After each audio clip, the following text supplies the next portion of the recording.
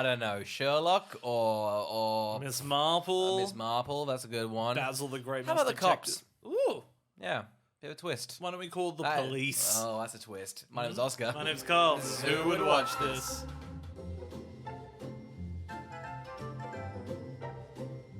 Welcome to Who Would Watch This, the podcast where we watch a film, chat about the film, and try and figure out who would watch this. Today we're talking about Murder on the Orient Express, which currently has a 61% on Rotten Tomatoes, a 3 on Letterboxd, and a 6.5 on IMDb. Oscar, what's the plot? Let me hear you the plot. When a murder occurs on the train on which he's traveling, is this written in the second person? What is that plot? On which he's don't even name drop the detective. When a murder occurs on the train on which he's traveling, celebrated detective Hercule Poirot is recruited to solve the case. What tense is that? What is that? I don't know. It's weird. It's not just like when Poirot is on the train, he's gonna solve a goddamn murder. That's a concise plot. when Poirot's on the train, murder is on the brain. That should have been the tagline. That should have been the title. Oh, you know what's a real shame? That poster, Yeah. the train one's really good. Go if you click across. Just this like neon No, train one? absolutely That's not that hideous. one. That one. Oh, the smoke, yeah. Isn't that one? That's a nice poster. Yeah, I mean, I'm keen for the Nile one. It's just a boat farting, so that's pretty good. He does love things farting. Oh, that's his kind of like his director, like stamp, It's an Agatha Christie motif. Oh, yeah. She loved farting coming out of vessels. Loved it. That's why she's one of the best, She's up there. You gotta have something. And then there were none was filled with farts. It's crazy. Oscar, let's yeah. shall we? Cards on the table. We're a bit hungover. Oh, so hungover. So hungover. This is the wrong film to be hungover for. I didn't want to watch this at all today. Oh, we were hungover, watched it, and now we have to talk about it, and it's an unpleasant experience. We're up till 4. So we're a bit bitter, a bit snappy. That's. I'm not happy I'm here about it. No, not the slightest. I'm so tired. Fell asleep 3 times. I don't keep rewinding it. It's going to be easily, and I'm going to let you know right now, the audience, one of the worst episodes. It's not going to be good. It's not a film that should be like. We shouldn't this really format. even be doing it. Oh, but God, we want to jump on Death of the Nile. Do Death of the Nile next week, Yeah. and I swear I'll be in a better headspace for that. But Maybe he won't. Are we doing the third one then? Because that comes out pretty soon. yeah, we're venturing to the cinema. Oh my I God. love this. It wouldn't be crazy if he nailed the third one. What a comeback, huh? Huh? Everyone's like, he really brought it back with a haunting in Venice. All right, before we were here, Let's just go back, huh? Let's just go back. There was a time before when we weren't hungover and we were interested in talking about the movie. So I wonder who we thought would watch it. Listen to another episode if this is the first time you're listening. Like there's a consistency. I feel like there's like 8 podcasts we say that's like, don't listen to this. God, click off. It's crazy to sit down and record something for an hour, knowing it's not going to be good. Knowing it. Play it. Carl Kenneth is back on our radar. That's right. We're taking shots at that dude again. He's returning from Artemis Fowl. Yeah. Huh? He's in front of the camera. He's behind the camera. He's maybe written it. I don't know. But he's made himself a little trilogy of Poirot films. Yes. Yeah, I've seen Murder on the Orient Express. As I've have I. not seen Death on the Nile. Oh, that's crazy. I've seen both. And I remember this one was okay. Yeah, I saw this in cinemas. Yeah, and I don't remember it much. And then I remember watching Death of the Nile and went, wow, what a, because this is pretty packed. And then Death of the Nile's like, we've got whoever we can find.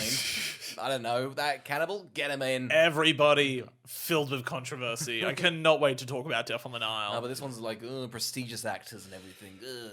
Have you read it or? How dare you? Have I read a book? No, I haven't. Made me feel small, okay? No, I haven't. I read it. Oh, you're big, I'm small. That's the dynamic. No, but I like a murder mystery. Yeah. I like a lot of these British ones. I like the BBC Poirot. Yeah, great series. yeah. The Poirot series. Oh, Yeah. beautiful BBC series. It doesn't hold a candle to Time and Rosemary in Time. Rosemary in Time. God, I love That's Rosemary right. in Time. Midsomer Murders. What's that other one you really like? Oh, there's so many. The New Tricks or Old Tricks or something? Hustle's great as well. Old Tricks was that. I remember watching Old Tricks so much, but I don't remember a single thing. You bring it up all the time. I have to cut it out They're of most 4 old episodes. dogs and they can't learn new tricks. What isn't there to love? Oh, give them a $55 million budget. Carl, who do you think is going to watch this one, huh? Mums. It's nice. I saw it with my mum. I've read a lot of like Agatha Christie. I think Agatha Christie's really good. I remember a real problem with this movie is it's a bizarre film to go, this should be the first one when it really should not be the first mystery or an introduction, but whatever. So look, I think in 2017, murder mysteries were booming. Mums were in love with an old murder mystery. Of course. Gone Girl was big, and The Girl on the Train, or the girl, like all of those movies that had girl, all those speech books that had girl in the title were popping, and Knives Out was big, and this was big. Like murder mysteries were back. Yeah. Huh? So I guess Mums, yeah. Riverdale. When did Riverdale start? You just see the final, just like, oh my god, it's fresh in the minds. Who do I think would watch this? I guess dads, but kind of angrily. You know, they've been dragged. They've gone with the mum. Yeah, they've gone with the mum. It's a pair made in heaven. Absolutely. You're actually so right. Because if I didn't go with my mum, Dad would have had to have gone, and he would have not liked this. He would have thought it was silly. He loves Jason Statham just shooting guns. That's the classic dad dynamic. Huh? Like, he's hounding me going, when's the next Liam Neeson actioner coming out? Find it in a bargain bin, Dad. Just go swimming around there. 5 will stick to you. When are they making another Taken? Carl, let's get started where every good story start. In fact, the original story, huh? Jerusalem. Yeah. That's right, big Bible heads over here.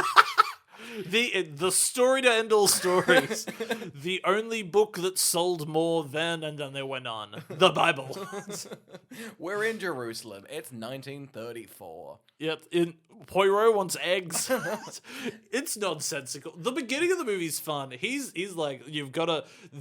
The movie is really hounding this like whole concept of balance. Yeah. And so they're giving you like 40 things to make sure you don't miss it. He like he's like people's ties, picture frames, eggs that are unbalanced. It's crazy. You've got this little kid running around trying to make sure he's got like 2 good eggs. And Poirot's, what a prick. He's Poirot like, measures them. Send those eggs back and don't eat them. Chuck them on the ground. He then has the audacity to blame the chicken when we know it was the boy's fault. Oh, of course. He picked the eggs. I know. It's not hard to pluck an egg.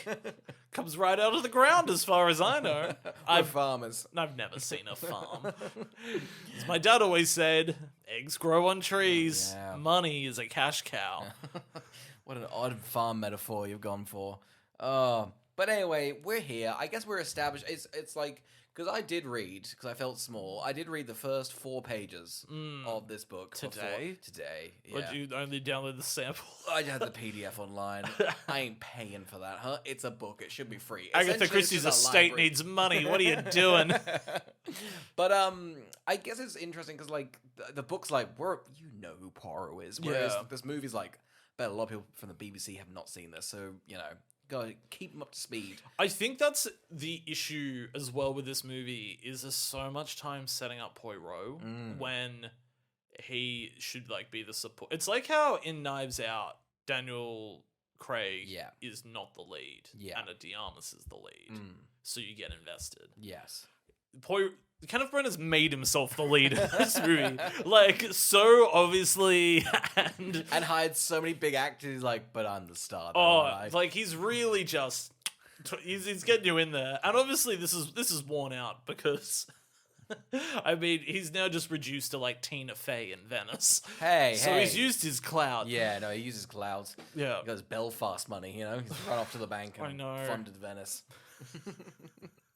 What do we learn here? I mean, he steps in shit. Yeah, he steps in shit, and then is like, Balance. Steps and shit again. Yeah. Which I think it would have been, if I was doing a product tie-in, camera should have gone down, New Balance shoes he's wearing. Oh huh? my god. Takes another New Balance shoe, steps in the shit. That's the thing about the New Balance shoe. You know, they don't stain. That's the beauty of them. Even in 1934, they have the technology down packed. I think it would have been great for them to just break the illusion with him wearing brand new sneakers. What would that add to the film? I feel like it would just say a lot about Poirot. You'd go, he's ahead of the game. Wow, and that's visual storytelling right there.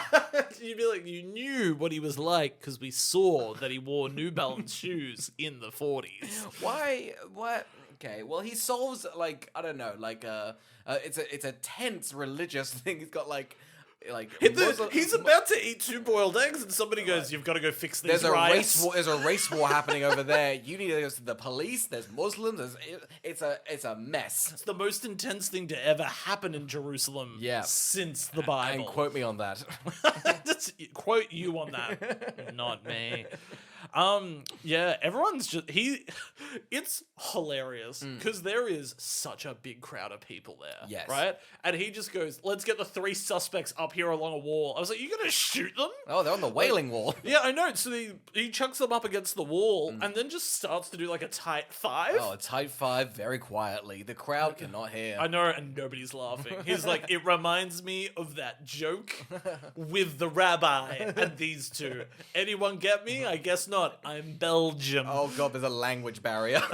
Not only do I have broken English, I'm also speaking in a foreign city. Okay, well, while we've got it, let's discuss a few things. Yes. Because it is, I would say the guy that plays Poirot on the BBC show does such a fantastic performance, Of right? course. It's beautiful British Yeah. acting. What is your opinion on A, Kenneth Branagh's accent, and B, his mustache? Okay, I'm gonna roll this into one. I feel like there's this weird thing that like people they like House and they're like Sheldon Cooper. They're like a guy who's just a bit like mental. I feel like Poirot didn't have. It seems like Kenneth has like OCD, and I feel like Poirot was just a sad old man, but he's a clever man. And Kenneth's gone, "I'm gonna have a big mustache. I'm gonna be a bit odd," and that's his thing. I don't love it. Yeah, I think. And the goal that everyone knows him, I know that's in the books that he's a bit of a celebrity, but I mean, The best detective in the world. Name the best detective right now. Basil. Oh well, fuck me. He's a very great mouse detective. God, he solved so much with so little. Well, he's tiny, and that's really his adversity, but he overcomes it every week. Watson had been in Afghanistan. He was a little mouse. I forget that in Sherlock. It opens with him in the Iraq War. It's like, "I got PTSD." It's like, "We're gonna solve so many goddamn murders, and we're gonna push you through the rain." Does the PTSD ever come back? I feel like In the show Sherlock or in Basil the Great Mouse Detective? I think when Basil's in the Iraq War, I feel like he does some pretty heinous crimes. Does that ever feed back into the narrative? It does. He's put on trial. Oh, gotcha. God, that was such a good... If you have not watched the 30 sequels to Disney's The Basil the Great Mouse Detective, I highly recommend them. Him breaking Geneva Code is such a powerful moment, honestly. Basil the Great Mouse Detective escapes from Guantanamo Bay is one of the most thrilling cinematic adventures you'll ever see. And then the crossover with the Rescuers, beautiful. I fucking love the Rescuers. Yeah, you Down do. Under. Yeah, you fucking do. I moved down under. I was like, where the hell are these very swamp heavy. I feel like that was a bad interpretation of the outback. No, we got a lot of swamps. Do we? Yeah, they're just up in. They're up in a place we shall not name. Up though. I mean, I don't know, where are we situated? Not up. Let's Not face up. Who even? We might not even be recording this in Australia. Who's to know? Yeah. So what do we? So I think it is crazy how much Kenneth Branagh loves to do an accent. He does, and he gets away with it in Christopher Nolan. I don't know whether he has a great accent and then wants to pivot midway through the film. They're like, "Oh, he's already got one. It's on film. We can't get rid of it. We'll have to go with that." I think it's just Christopher Nolan loves an accent. I will say I'm endeared by anybody doing a silly accent. Oh, of course. And you know what? With the moustache, it'd be odd if he sounded like proper. He should be very silly. Just if he. 'Cause in fairness, it doesn't match with all the other characters because they're beyond one-dimensional. No. So Like- why doesn't Poirot have a silly accent? That's fair enough. It was so funny though, because it's like my mum doesn't follow a lot of things, so she doesn't follow Marvel or any or Star Wars or DC or anything, but she loves her books. Yeah. And so I remember when she was really annoyed at the new Little Women for taking liberties. Oh, God, 'Cause yeah. She loves all the Little Women movies and loves that book. Yeah. And she was the same with this, just being like, oh, what's that accent? Why is the mustache so big? Why is he so active? He's meant to be old and brittle and fray. Not my Poirot. Get her on the podcast. She can fund this. We'll call her in right now. Yeah, I don't know why he's playing it like this. I mean, It's it made so a lot- cartoonish. It made a lot of money. I mean, it's fun. Yeah. Like, I think him at the beginning of this is a lot of fun. Yeah. It's like you can't exactly make fun of it when you've got Daniel Craig doing a very ludicrous accent. That's very true. But he's also I feel like the aesthetic plays quite well it to him suits as it. well. I think yeah. the tone of Yes. the Knives Out movies relates better to that. Whereas I think I really like the tone of Murder on the Orient Express at the beginning, when it's a little bit more silly and campy. And it's doing Yeah, and this then stuff. they're like, "Well, let's stop that now. There's Yeah. been a murder, so Yeah. can we? Let's not. This is serious Yeah. now." The train with grinds such to a a halt. comical large moustache, having a tear drips down his moustache. But anyway, let's get into our cast of characters. Oh, actually, no. Really quickly, can he predict the future? Because he knows to put his cane there. He does. And I'm going to give the spoilers for this right now, and the spoilers for the end one. The film ends with someone going, "Sir, there's been a death on the Nile." And I'm pretty sure that at the start of Death on the Nile, there has not been a death on the Nile, and Poirot's just on the boat, and then there's been a murder. So I don't know whether he sent that telegram. So I think, yes, he can predict the future a little bit, Yeah. which kind of takes away his detective abilities. Well, but didn't that somebody else predict the future? Because they were the one that went, "There's been a death on the Nile." Well, that's what I'm thinking, that future him sent back the letter to him. So maybe he gets the powers How in good- between the movies. Imagine if he gets that power in A Haunting in Venice. Oh, that'd be huge. It's a prequel? No one knows. Oh my god, that would be so huge. Well, I mean, here's the thing from the trailer of A Haunting in Venice. We don't know if it's supernatural or not. Oh my god. Maybe it is. Maybe there are real ghouls. If they go full, there's supernatural elements, I will love this series. Oh, I'll be so happy with He that. then travels back in time into the other two movies. If he jumps around these past movies, Gal kind of doing her thing. Oh, they got Gal back? She'll take anything. She was back in the Fast movie. She's just like, I've reappeared. I'm back from the death. She's asking for anything. She's like, I want a new Red Notice. I want to be in Death on the Nile too. She's keen for it all. It's funny how much Poirot monologues in this movie, but at things. Yes. This is a series looking at fresh baked bread, and he's like, "So many things happen in life that are unsteady, but these are masterpieces of bread." Like, it's crazy how much he loves a Danish. Oh, he loves a little dessert. I mean, we'll spoil it. Like, Johnny Depp's like trying to like get him on his side, and Yeah. Poirot's like, "I'll have none of a little dessert. Let me put my little bottom next to you." Oh my, I love it. It's the best scene in the movie. It's the thing that endeared me the most to Poirot, or like Kenneth Branagh's version of Poirot, of him just being like, "May I have the little curly flake of chocolate at the top?" And this was me curled up in my bed, hungover. That's nice.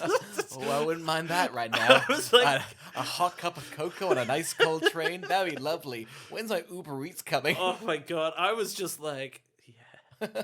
This movie was so cozy to watch hungover. I didn't enjoy it at all, but my god, was it cozy. Your kind of blurred visions, like, I think I want to be there. I was maybe still a bit drunk. Oh, you're drunk on Kenneth Spell. That's the thing about it. Maybe. So true. Should we get into our characters? Because there's a lot, and I could not write down their names. We're just doing the actors' names. There's so many. Yeah, we're just going to do the actors' names. I want to bring up, the first one I want to bring up is, actually, this is what I'll say. The movie is star-studded. Yes. More so than I even remembered it No, being. right? I don't know if some of these actors have like come into themselves a bit, Yeah. but like absolutely crazy that they got this much. And I think everybody's doing a good job. I think everyone's been given nothing to do. Yeah, but and I everything they're doing is like they gave it a go, which is Absolutely. great. I'm like, oh, William Dafoe and Michelle Pfeiffer Yeah. and like everybody like that.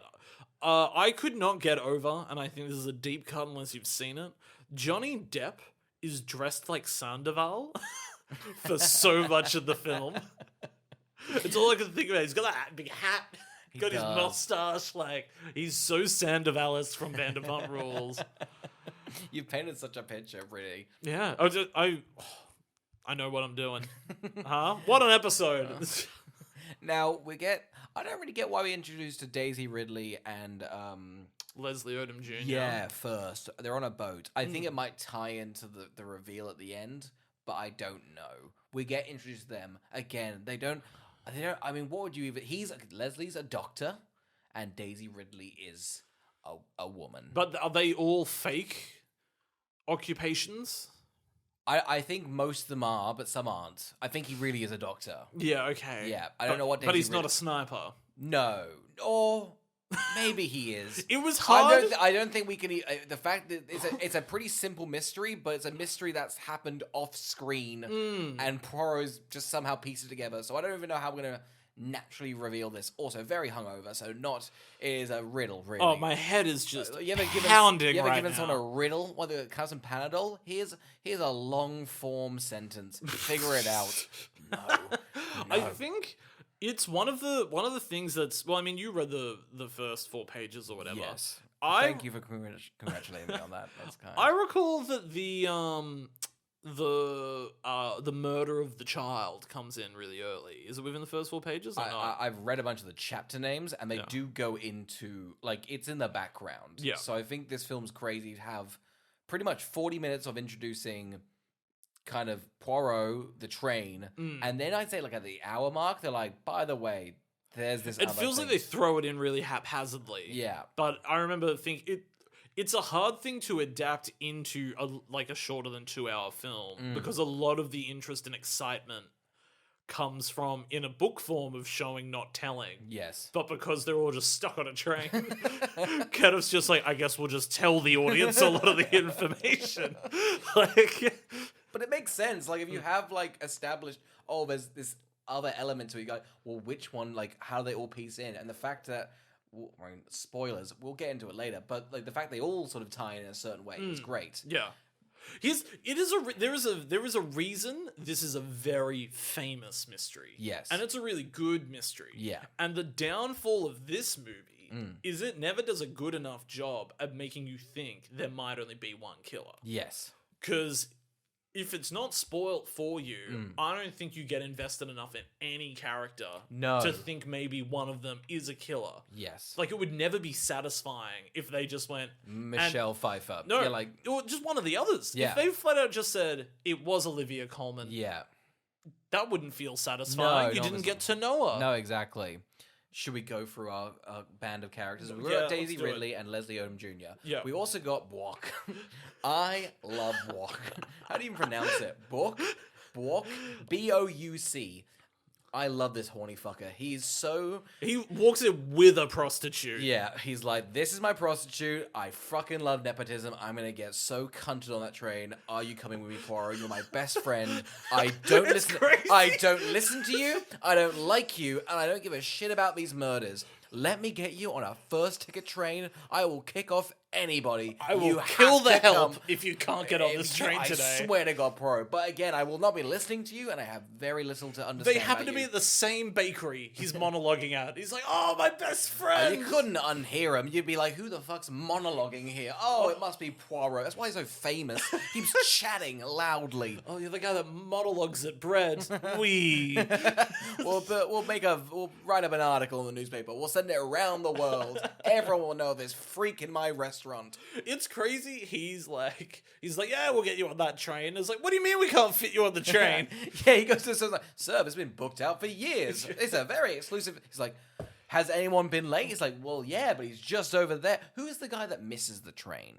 I feel like feels like pivotal information. Is it just anybody, or is it no?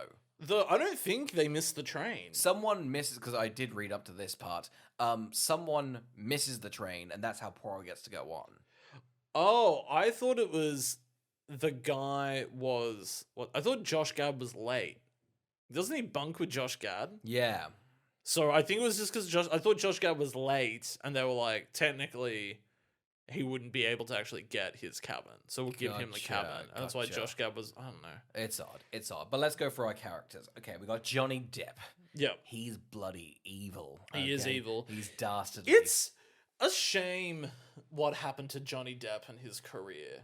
Just in terms of like, Johnny Depp was good in films, you know? Well, I mean, by the end, I don't think he's trying in this one. Some of them, but I think, I've seen him do a lot more phoned in than this. I mean, like, have you seen the latest Pirates of the Caribbean? Oh yeah, that is bad. No, but when it was crazy. It feels like very much in Hollywood, there's a real lack of celebrities that watching this movie. I was like, God, there's so many famous people in this film. Like, I mean, I think, didn't John Doe get paid something ridiculous for this movie? And he's killed off pretty early on. The budget, it's like 55 million. Yeah. So it's pretty cheap for like what you've got. It's pretty crazy. We got Johnny Depp. We got Michelle Pfeiffer. She's chatty. She is. Yeah. And like so She overly wants chatty. to fuck both Poirot. She wants to fuck Johnny Depp, and when she strikes up with him, she's like, "Fine, I'll fuck the moustache guy." Fuck it, it's a she pretty much on the train's like, "Listen, what happens on the train fucking stays on the train because I'm gonna piss all over you." That's my thing. That's why. Are you gonna talk to me about it, Poirot, or are you gonna mop it up with your mustache? We've got Penelope Cruz. This is him getting a little bit of it on his mustache. There must be balance. Oh yeah, no. Wipes the it left through. side's like all damp. He's like, well, I've got to do the right. He gets a bit too much on the right. So Yeah. I have to get. I think he's OCD with a piss. It's He is. It's an unpleasant scene. When he wakes up in the morning and his mustache is like in a cage, and it's like a Hannibal Lecter-esque cage, I was like, the art department's really done a choice. Like, it's also, that mustache is not on his body. No. It's the biggest, thickest, discolored mustache. I don't care how like exuberant the mustache is. At least make the mustache look real. Do you think he grew that, Kenneth? Is he that much of a pro? God, no. He's a pro, though. Kenneth Branagh has come out and said that he cannot grow facial hair. Where were you reading that? Sorry? What article were you reading? Why would you know that? It was front page news. Oh, yeah. They sent it around the world. In the Everyone Financial must know. Times. Here's the big scoop. Get this. Huge. I mean, what a hit piece. And did it work? Yes. We got Penelope Cruz. She's religious. Yeah. And a bit of a Debbie Downer, huh? Oh, I forget she's even in this movie. Her character is just to mope and be like, what would Jesus do? She keeps putting everyone's little bracelets on. It's like, I'm fine. I'm okay. You could see all the other characters roll their eyes if they even have to fucking look at her character. She's a damp sponge in the corner, and I don't think she's that much pivotal. Anyway, we got Josh Gad. He's like the servant to Johnny Depp.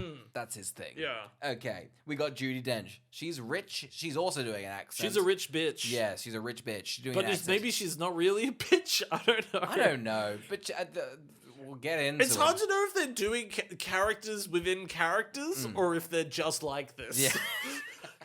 I'll do it for money, but I will not be acting, okay? I'm going to rock up to set a fur coat and you can film something. I'll figure it out. Where's Olivia Colman? She can be my pal. Yeah, she just was like, saw Olivia Colman on set and just thought, I'm going to treat her like shit this entire production. We got Willem Dafoe as it's the 1930s, semi-Nazi, right? Like, kind of like he opens his mouth like twice. It's always like a slur. Yeah, I forgot there was like a bit of a racial thing in this movie. Yeah. They're just like, the policeman will just capture the first black man and blame them. And I was Yes. like, oh my God. Yeah. I didn't remember that at all, but I took it as fact. It was the 1930s. You were there. And you didn't stop it. Telling. Yeah, not my fault. I was distracted by all the New Balance shoes that were emerging during that time. Now, there was also two Yugoslavian people. They don't come up at all. Is this the prince and The prince and the princess. She's the sister?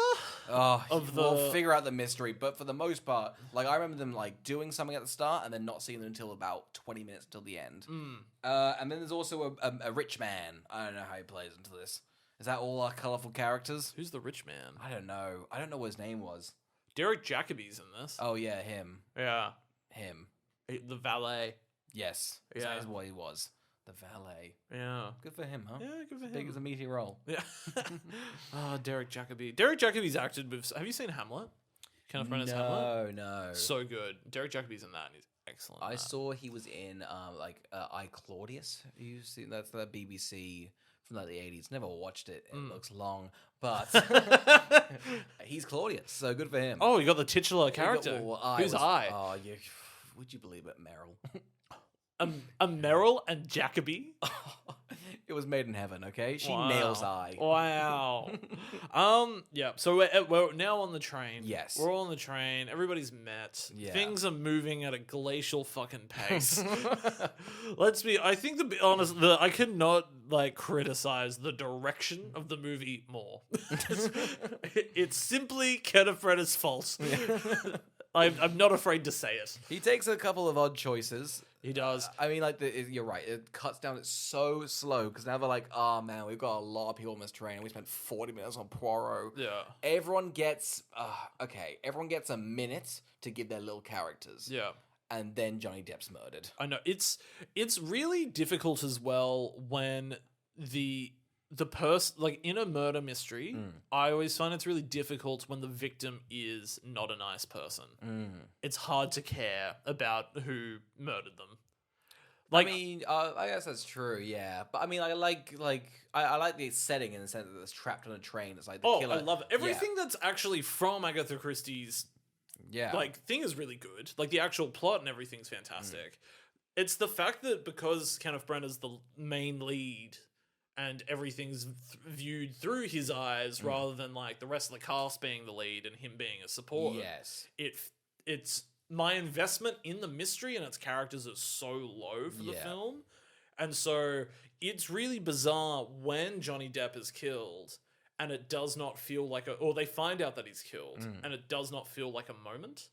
It's shot in a bizarre this aerial shot. It is a weird aerial shot because you kind of get the sort of like Kenneth opens like the train door and it's like a big over the head shot and then it's like cool, that's sort of like, and then he's like, well, guess what, we're doing a one take. Goes slightly down the corridor into another room. Yeah. And then just cuts on just Kenneth looking out a window, like, unmotivated. It's a very odd sequence. It's so weird to not have, like, a building tension of what's happened behind this door. And so it's also crazy how much Poirot's cane is, like, a device for everything. Oh, it's like his, like, I don't know, it's like a Swiss Army man. Who, yes. Yes, it is. It's like the sonic screwdriver. We just revealed we're nerds, but hey, we love the BBC. We love the BBC. Sponsor us, huh? Oh god, if we got the BBC on our side, damn. Did we just review every episode of Poirot? Oh, it's great. How about that? It's the 10 minutes, a 30-second podcast. This one's really good. This one's really good. Watch it. Yeah, it's lackluster. Anytime he gets himself into a situation, he just uses his cane. He's quite... Again, I feel like there's a sequence in the middle where, like, he knows karate. It's very odd that Poirot is, like, a bit like of an action man. It feels... I don't think he should be, right? No. He's got this whole character very imprecise and everything like that. It definitely feels like the movie, or at least the producers were like, it's got to be more exciting. Well, it definitely feels that because I feel like, so once he's killed, they then start interviewing each people. And in between the interviewing, they're like, there's a quick chase sequence that does not go anywhere. No. And I think it was literally just like a big bang to keep you awake. Well, they have no... It's like... I feel like Kenneth Branagh is clamoring at trying to keep the movie... I don't think he is a strong enough director to have the movie be interesting if it is just interviews. Yes. And that's not to say that that couldn't be good. And I think the one with Sean Connery and Albert Finney, I think that's the other deaf on that. Murder on the Orient Express, is quite good. Yeah. And it's way more of a traditional version of this. But Kenneth Branagh's like, just...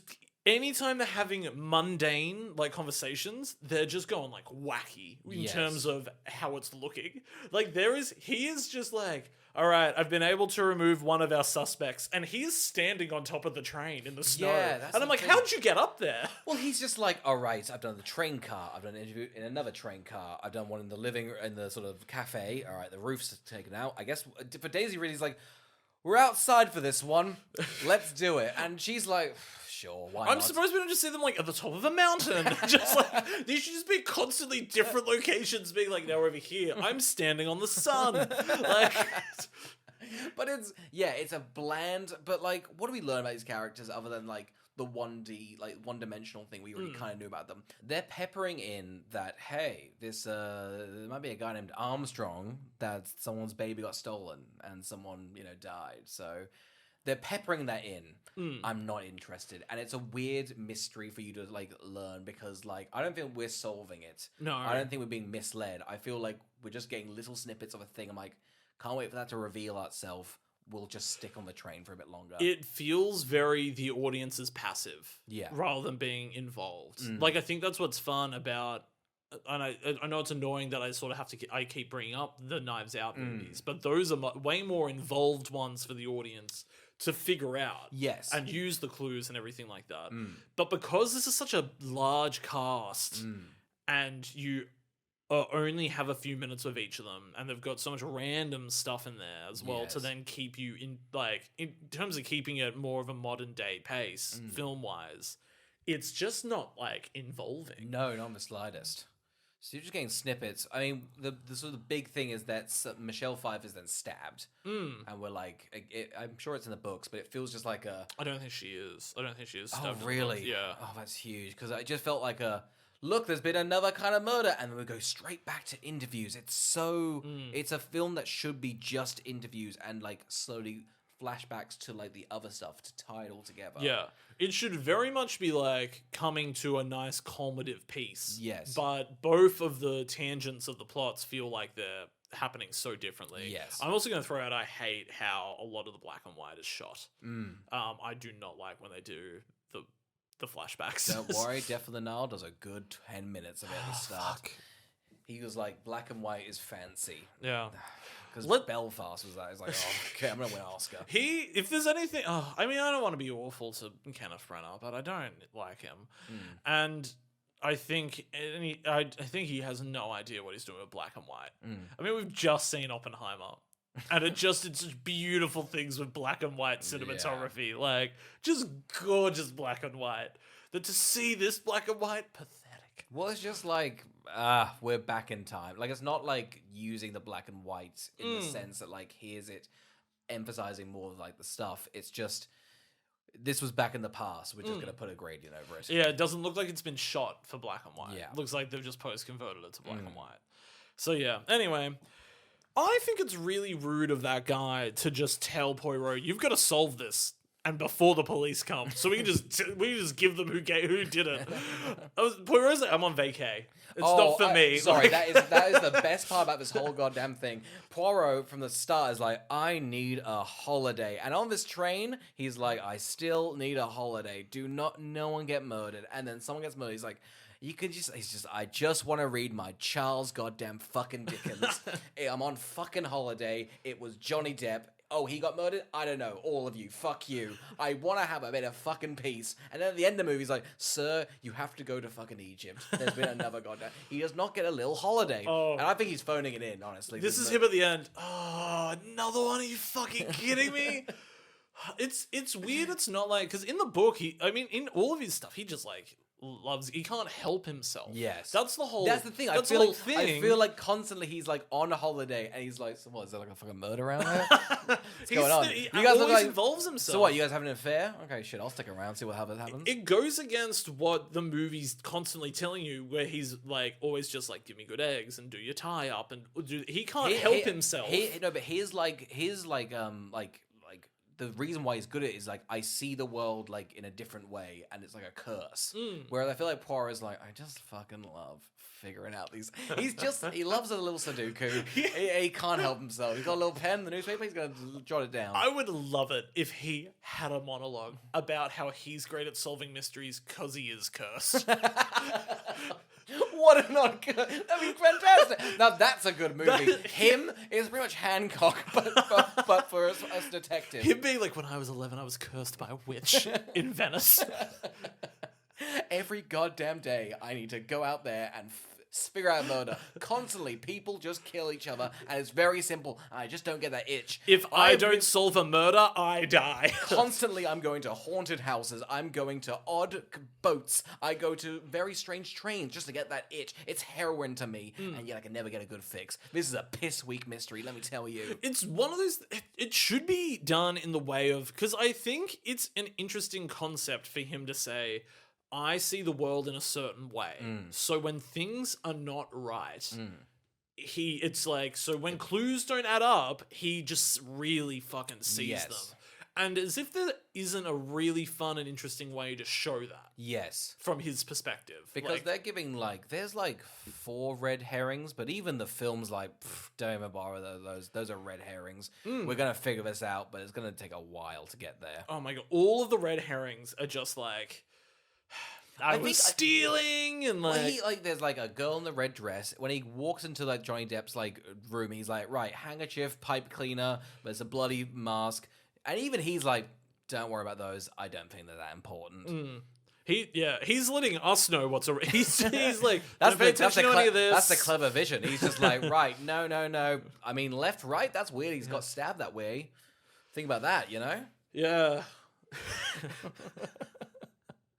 I'm excited to see how he goes when he's on the Nile.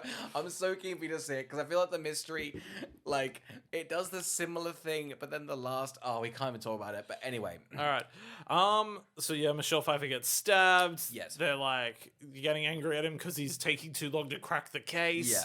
I think let's just get to the end. Let's get to the end. Let's just get to the end.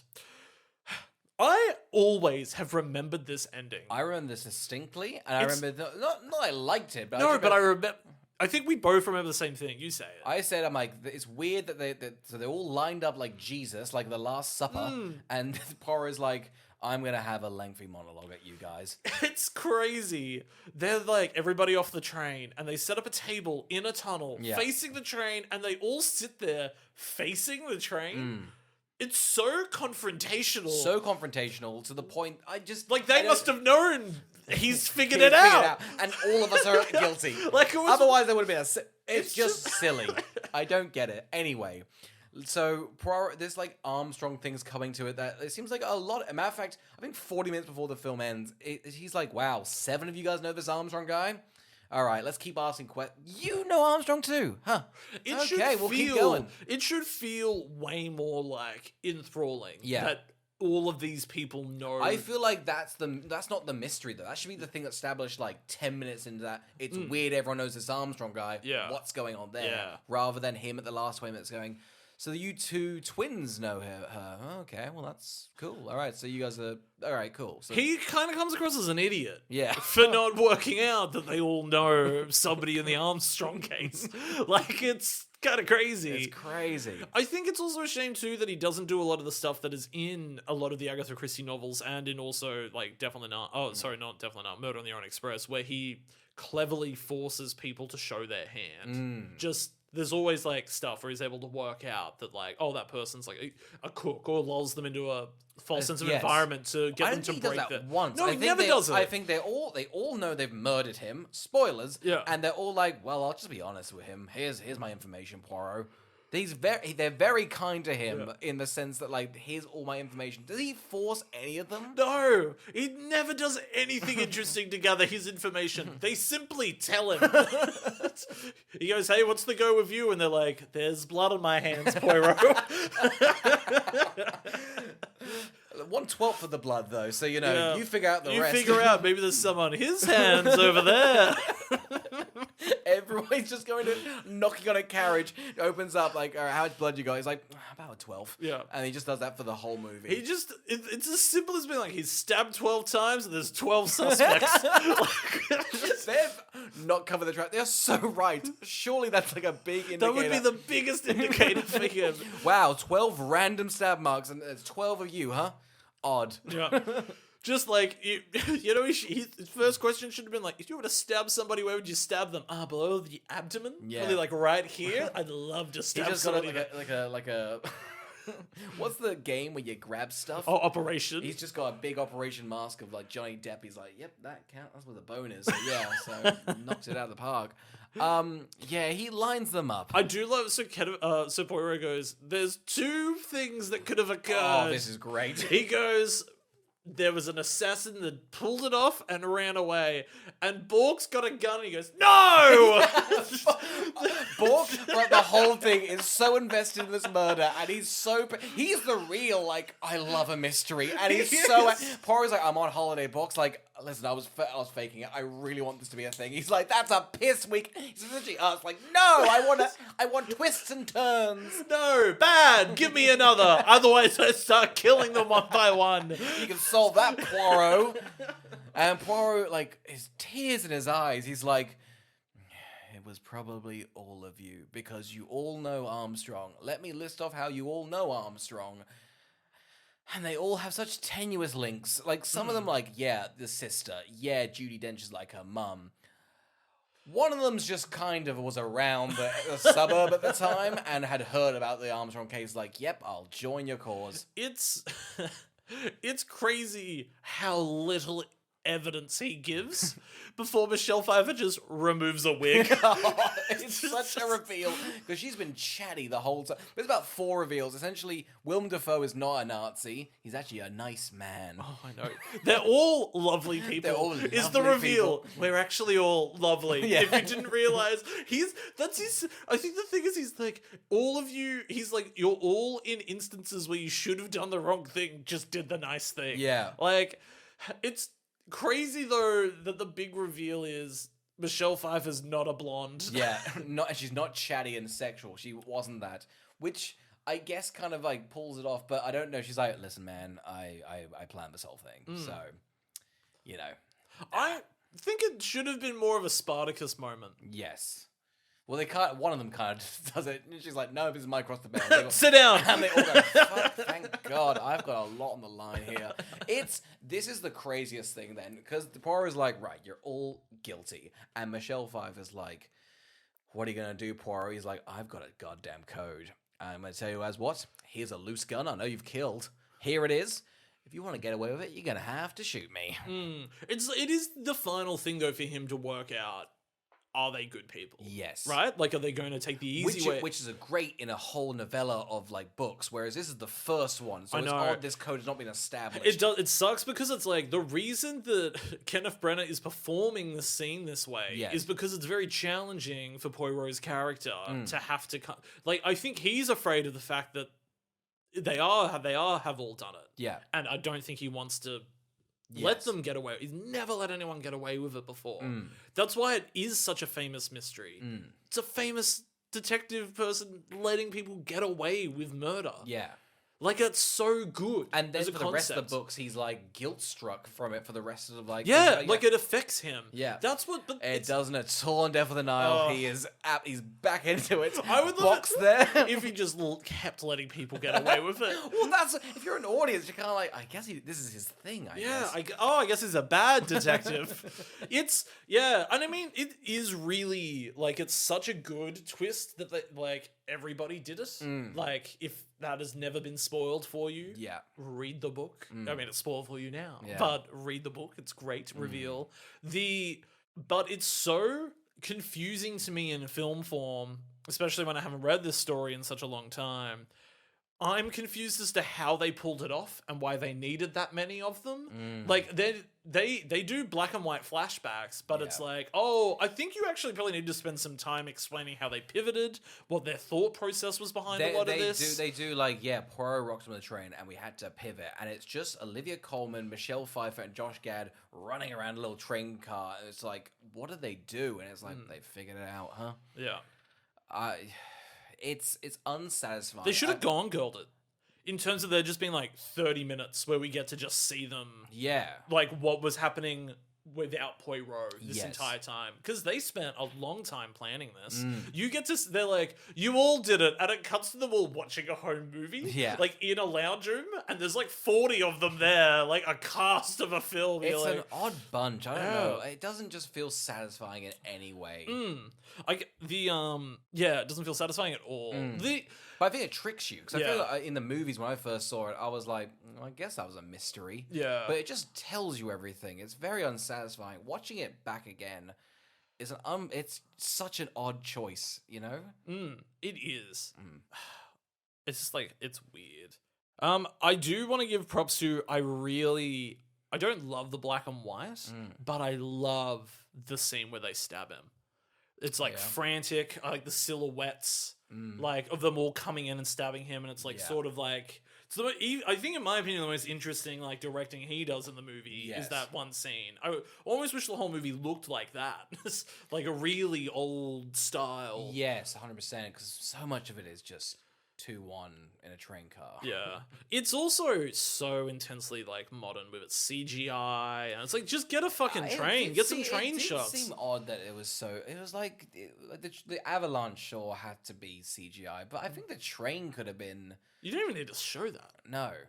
Like they could just be, and just like they're Yes. hit. We don't even need to see the external. No. Like there you go, just saved you $500,000 on VFX. It's odd that they've picked such like a, I don't know, a quaint BBC I know. like detective and gone, we'll pump it. I mean, I was surprised the budget's 55. That's pretty good. Yeah, I for mean, what look, they've you've got a lot of like famous cast people, Mm.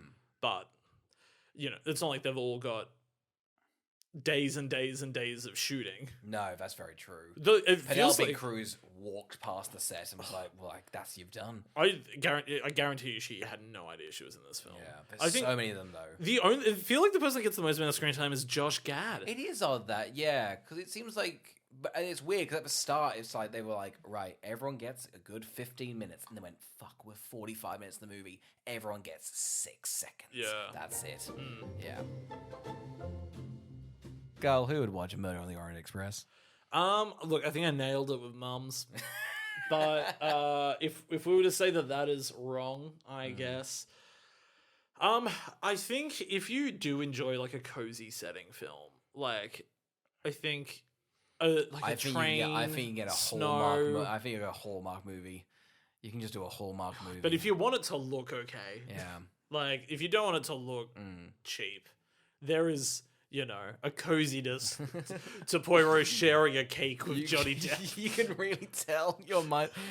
I will say, I'm so tired. I'm so tired, so bad. I will say, if we didn't have to take notes and talk about this movie, it'd be a perfect film to watch hungover. Because I wish I didn't have to put. If I just had to honestly, the fact like we criticized it, but the fact the film just gives you all the information for the mystery and makes you feel like makes you feel like you solved it. Yeah. That's all you want. It's a perfect hungover If movie. I wasn't taking notes at the end of the movie when credits rolled, I would have gone, nice. I nailed that. I you know what? Drinking was a mistake. I figured out just like Poirot. I'm kind of a Poirot myself. Just knowing I had to be here, I would wanted to be here at a certain time. Time was ticking. I was trying to get through the movie, then to drive over here. Like I'm so grossly hungover today. I don't want to do this, but we did it. Oscar, who do you think it's for? I said it. People that want just the mystery, like for I just I want like my Uber Eats and I want my mystery. You want your slop just slopped into my You mouth. want mystery slop. I want mystery slop in my mouth, you know. And if you're one of those guys, you know, come join me, huh? Mystery sloppers. That's what I'm saying for this one. Oh my god, I love a bit of mystery slop. I'm keen to see how sloppy Death on the Nile is. Oh, it is. I think so much more. This, I think we criticized the mystery and that one's insane because all the characters are doing a choice, and the mystery is so much more infuriating. I'm excited about it because I haven't read or seen Death on the Nile or anything like that. Yeah. But I know that, at least according to my mom, that's like her least favorite Agatha Christie mystery. Really? Why has he gone down? It's an odd thing to do. The last one, then a least popular one. Well, yeah, it was funny because when at the end, when I there's assume your mum's like the voice of the. She is. Yes. Well, when they do the tease at the end, she goes, "Oh, that's odd. I don't think anyone wants to see that." And nobody did see that. That didn't make anywhere near as much money as this one. I mean, COVID, but did people know it was a sequel? Oh, probably. I would assume so. Yeah. It's funny. Like, you can go for it. I mean, it's weird Knives Out blinked and was like, it's Glass Onion and Knives Out mystery. Where I'm like, look, it's Murder on the Orient Express and Death on the Nile and A Haunting in Venice. Like, if you see the same actor on all of them with that giant mustache. That's very true. You know what it is. That is the title, just that hideous grey mustache. Yeah. Like, well, that's those movies, huh? And even as they've gone on, that mustache is looking worse and worse. I would love to know the debate that probably happened behind the scenes about whether to make his moustache that big. I think Kenneth, day one, was like, this is what I'm doing. If you don't like it, fuck off. It's the only thing he wanted to change Yeah. for the BBC one. He was like, I don't like how thin the moustache Well, is. that's probably, I mean, it's a good choice because, like, oh man, I can't, like, because that is such a celebrated, like, acting achievement, and that is such a. I think like when you Google Poirot, that's the picture that pops up. So he's probably like, I need to just do something so different to sort of separate myself from that. I would be interested in seeing. I think if you did want to do interesting stuff with this, making it modern day like Sherlock would probably be an interesting angle. I don't know how successful that would be, but I thought you were talking about the Guy Ritchie one. I'm like, was that set in modern day? Huh? Crazy. Didn't see an iPhone in sight.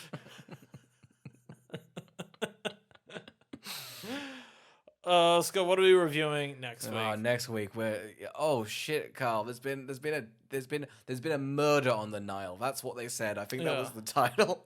So I think they wanted murder on the Orient Express and they wanted murder on the Nile. Yeah. But then they were like, It's death. There's death. It's death. There's death on the Nile. Yeah. So there's been a murder on the Nile. Imagine if they changed the name for all of them. Like Murder on the Orient Express, Murder on the Nile, Murder in Venice. Not a good ring. No. What's the new one called? A Haunting in Venice.